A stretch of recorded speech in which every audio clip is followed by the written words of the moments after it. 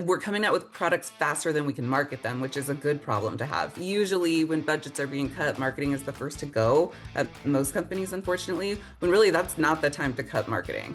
Like mind blowing. We're getting into AI. Well, we've been into AI for a couple years now. One thing that makes us different is that we are private. So we don't keep your information the way ChatGPT is going to. When AWS went down a couple weeks ago, Yeah. obviously that was a huge opportunity for us because we're like, Welcome to the Future Minds podcast. Hello, welcome back to the podcast. Today I'm joined by Shannon Blood, the CMO at InFlux Technologies. She's a lead in a global marketing team and brings a really unique perspective on international collaboration, leadership, and how marketing is currently evolving. Great to have you on the show, Shannon. thank you so much for having me.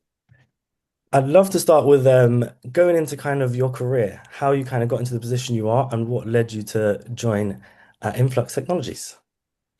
Yeah, well, back when I was in school, which was quite some time ago, they didn't really have courses on blockchain or Web3 or crypto. So it's been an interesting path getting into this field.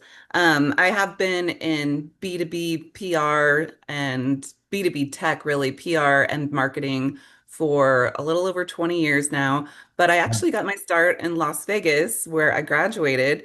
And I started out in hospitality PR. So, Okay. uh, some of the shows and restaurants and anything kind of tourism related to Las Vegas is Mhm. kind of how I jumped in. And I worked at an agency, but we also had other nonprofit clients, a few business clients, and then after that, I became freelance for a while. I felt like I had the tools to kind of seek out my own path and kind of the clients that I wanted to work with. Moved to Seattle for a while and got very invested in technology, as you can imagine. Definitely a tech hub. And from that point on, I really started working primarily with just B2B tech companies. Mhm. Um, and really stepped away from the consumer side. I find it fascinating because every day I learn something new, and there's so much to know in the tech world, as you can imagine. So I bounced around at a couple different agencies doing tech B2B tech PR. And when I was working at one of these agencies that specialized in crypto, Mhm. that's how I met Daniel Keller, who is the CEO and co-founder of InFlux Technologies. And he was my favorite client by far. I loved the company. I loved the vision. I loved the excitement around everything they were doing project wise. We have a huge mass following, and it was just a lot of fun. So I actually then went into the semiconductor industry for a while, and Daniel Keller became to my next agency and became my client at my semiconductor agency. So he was my only like non-semiconductor client. And again, loved working on that account. It was just a lot of fun. And then he asked me to come join him full time on his staff. And so that's kind of history and how I got here. But it's every day we're doing something like mind blowing. We're getting into AI. Well, we've been into AI for a couple of years now, but just the vision and the guys that I work with, their backgrounds are all amazing. And they're so intelligent, and I feel very, very fortunate to be among this crew of people. So yeah, that's a little bit about my history. That's amazing. It sounds like you have a really good team, and Yeah. it's almost like Daniel headhunted you on the way. He saw how capable and amazing you was, and then was like, "I've got to have her in." Yes, yes. I mean, the whole team is great. I mean, and everybody is in a different country, which is kind of cool. So it makes it a little tough when you're trying to schedule meetings, but Yeah. thankfully pretty flexible. But yeah, so it's really interesting to like culturally learn from everybody too, and just the way that they do things and process things and complete tasks and all of that. So it's really kind of fun to work with such a diverse group of people too. How is that working with such a diverse group of people in the sense of getting used to everyone's cultures, getting used to the timescales, and making sure that everyone can actually collaborate and get the projects done? I know you said they're all amazing people, and I'm sure they're top in their fields. So how does Yeah. it work on a day-to-day for, I guess, yourself and the whole organization? I think a lot of flexibility is required. So, sometimes us when we're over here in the States, we get up a little bit earlier, and a lot of the Europeans will stay up a little bit later, just in terms of meetings and scheduling and stuff like that. But I think it makes me a stronger marketer to work with other professionals in other countries too, considering we have such, a vast and diverse group of customers. So, learning more about other people's cultures and just kind of the way people do business in other countries, I think definitely helps me in my skill set to become, a more well-rounded marketing professional and business professional, really. Yeah. No, it definitely sounds like that. I think it's spread across all of Africa as well and Asia. Do you guys reach Yeah, out? 'Cause I yep, remember you mentioned before. we do. We do have folks in both Africa and Asia as well. And yeah, it's interesting. I love it. I mean, a lot of them are from a different country and then have moved somewhere. So like one of our guys who's from Africa now lives in London. Um, Nice. yeah, one of our guys who is Thai then moved to Sweden. So it's pretty cool. Yeah, it is. It seems like the team's expanding massively because Yeah. how many of you are there? I guess within the marketing team and then the tech side as well. Um, let's see. Difference In in the numbers and marketing, teams or I think total, there's probably about six of us on the marketing team, but company-wise, we're still pretty small. I think we're around 50 people. So, and a lot of that is developers Mhm. and the real tech heroes behind the scenes. So the ones developing the products and, all of that, doing the updates. The unseen heroes. Yes, for real. How would you say, I guess, in the tech world especially, how do you work as a marketing organization and marketing team, in order to make sure that all the newest products, especially coming into the new realms of AI, I guess, how do you make sure that they're kind of up to date and that the right things are getting pushed out at the right times? I think it starts with strategy and a lot of organization. Everybody has their role carved out for them. So, we've got someone who strictly handles all the social media, someone who strictly handles videos, a graphic designer, content writer. So, and then I kind of am the orchestrator of, timing and when we're going to be announcing things and how we're going to roll things out. So it works pretty well when everybody kind of has their own swim lane to stay in. Mhm. And we all get along famously, so that always helps too. So, and we're all excited about what we're doing, I think. So, we're coming out with products faster than we can market them, which is a good problem to have, really. So That's sometimes great. it's about slowing down a little bit, but the way decentralized tech works, it's fast, it's always going. So It is. It's always moving, always improving, and especially now it's moving at a rate where I don't think it's ever moved before. So staying up to exactly. date is super important. But I know you Yeah. mentioned again about like the culture side of it and how you get on with your team. And I think that's a massive thing in this day and age, having a good company ethos. But I guess being apart, do you guys ever meet like in person? Do you have like times of the year where you all get together and like make sure that you really do share experiences with each other throughout the year? And I guess that Um, always works, but Yeah, well, one of our co-founders actually, he lives in Bali and he invited everybody to come over the summer and wow. stay at gorgeous home. And a lot of people were able to make it. A lot of people weren't able to make it just because, as you know, that's a pretty far trip for some of us. Yeah, So I think, mistakes.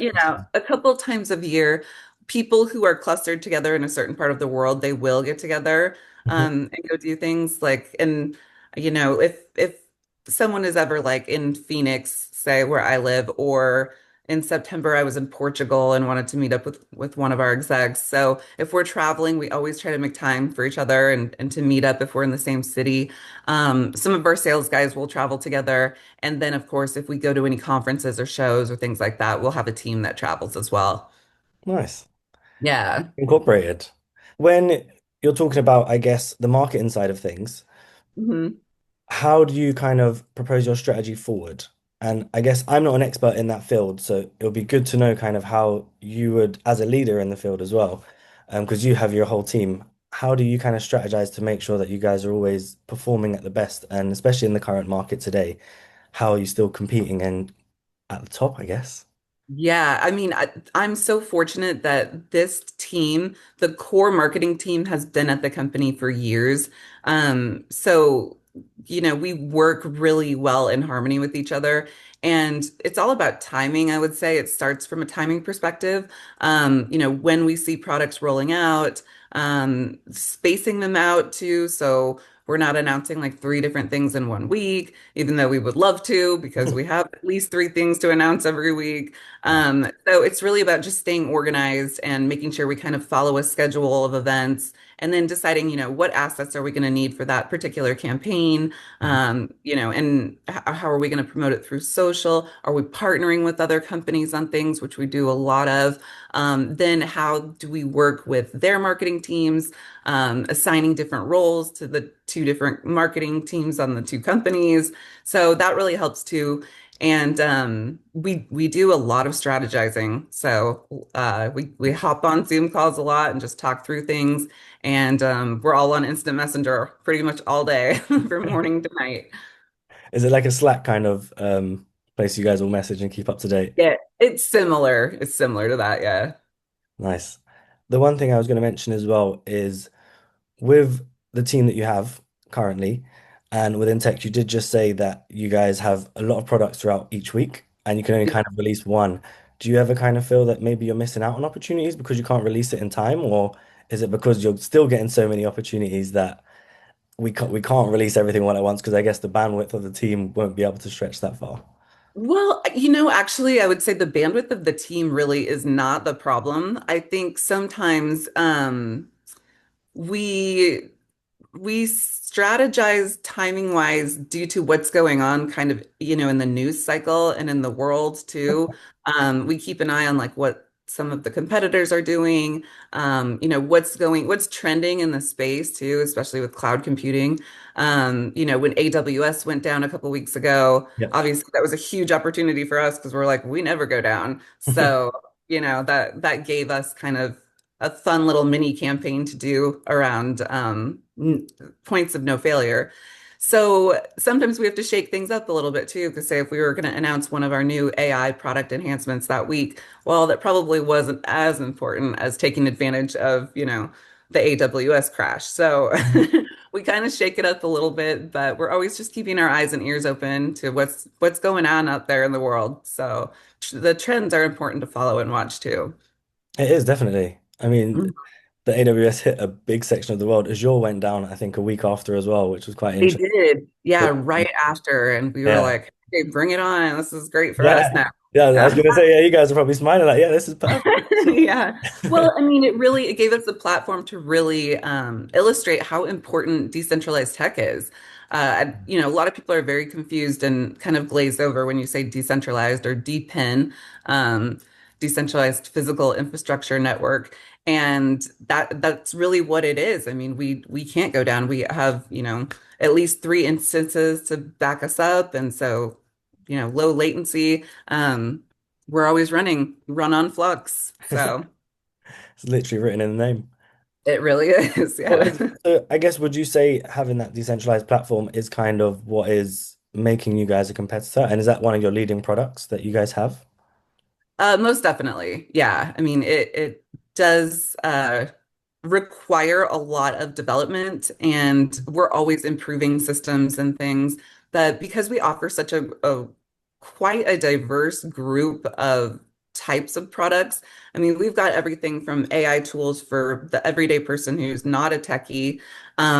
We also have the platform where you can rent nodes, or you can rent out your nodes. So Hmm. that's another platform that people take advantage of. A lot of people can, create their own website if they want to on WordPress with us. So it's kind of a huge group that we're marketing to. And so we definitely have to put them in categories and such. And I think it does help us stay competitive because we have so much going on.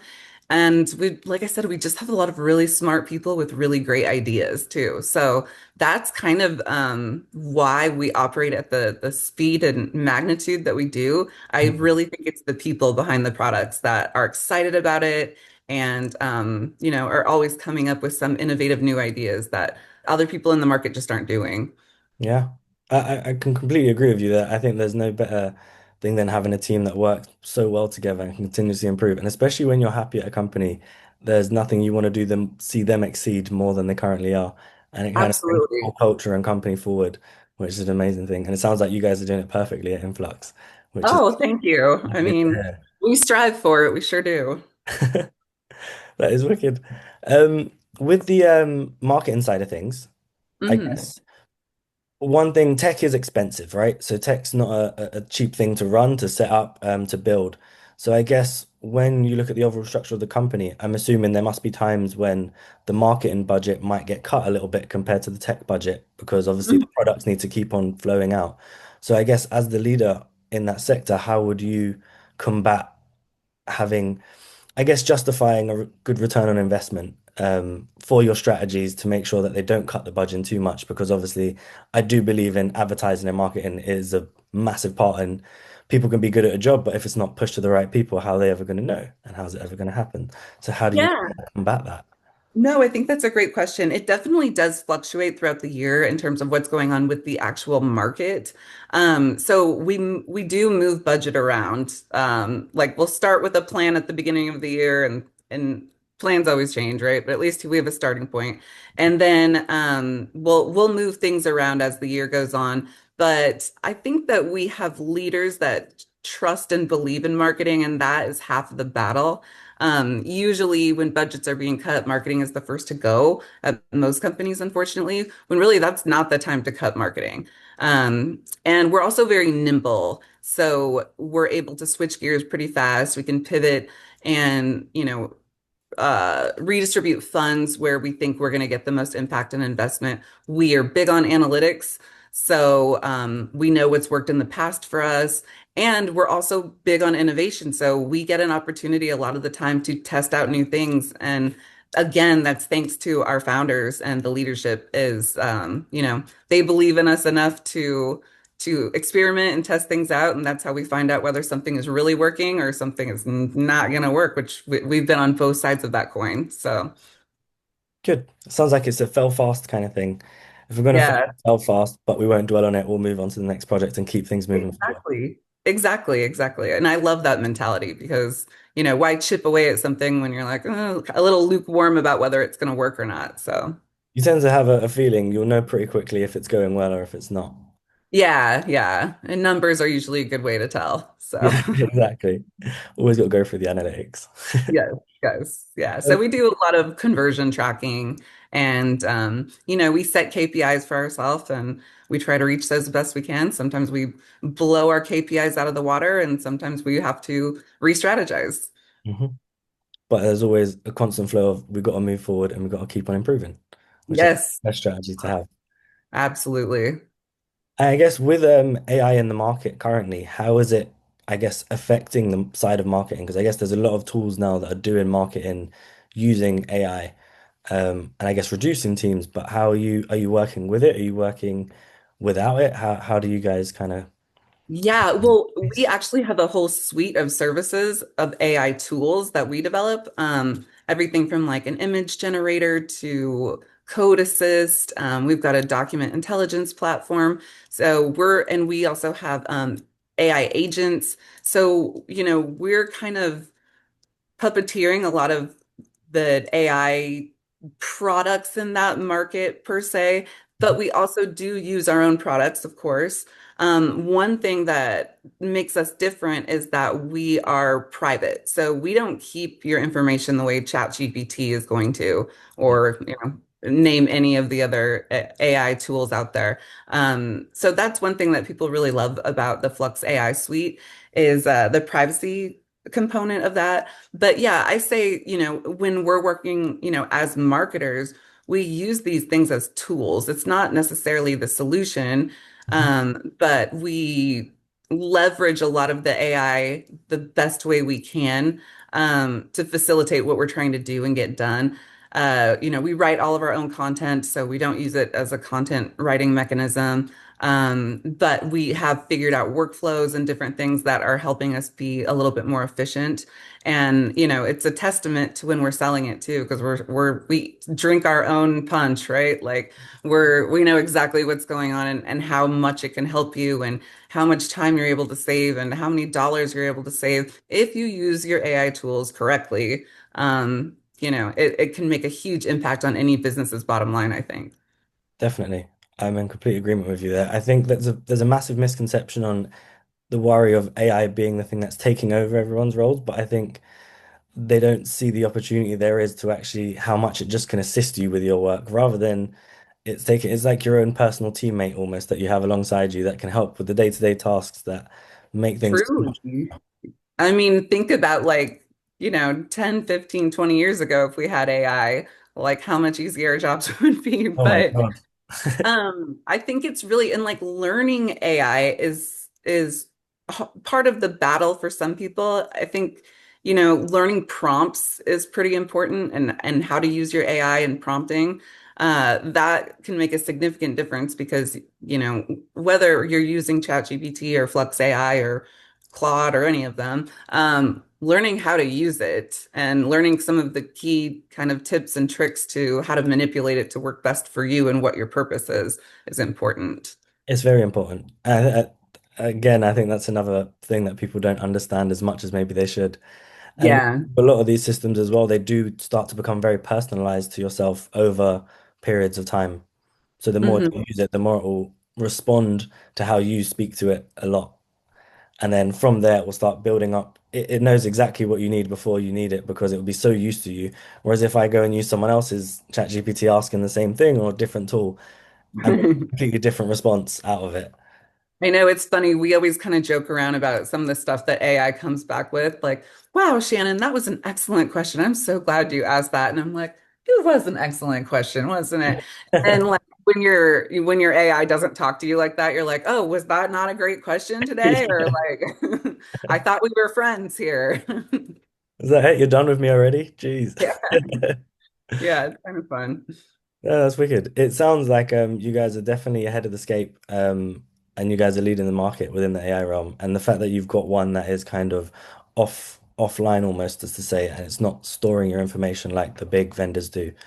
Yeah. That is something massively to be proud of, and I guess it's probably grabbing a lot of attention, especially within in fields like the public sector, where they need that kind of thing more so than I guess the generic user might. Most definitely. And, we do offer the option of if you want us to keep your information, some people do. So some people want to use our AI to train it themselves. But I think the privacy issue is really the bigger selling point. And more people prefer to have private information. So we're not putting all of your stuff out there for other people to utilize. It does sound like you guys have an absolute plethora of tools, tons of them. Is there one that you would say is your favorite or the one that you think is maybe undervalued for what it is? No, I wouldn't say it's undervalued at all, but the whole Flux AI suite of services that we have put a lot of time and energy into that in the past couple of years, and I am blown away at the capacity and like what we're able to do, and what the engineers have come up with. It's truly like you don't even imagine some of these things being possible until you test it and mess with it. And we are coming out with an AI university to help people learn tools. So I'm really Wow. excited about that as well. Yeah, That is, yeah, I think that is one thing that's probably missing in the current market at the moment. definitely, So you definitely. I get mean, me to there's the spot. there's programs out there like at universities and stuff that you could pay a significant amount of money for and get some sort of certificate that says you know how to do prompts in AI. But we're not looking to make money off of teaching people how to use AI. We just want people to know how to use it so they can utilize it and their lives are easier. Yeah. No, that's really nice. Really Yeah. nice.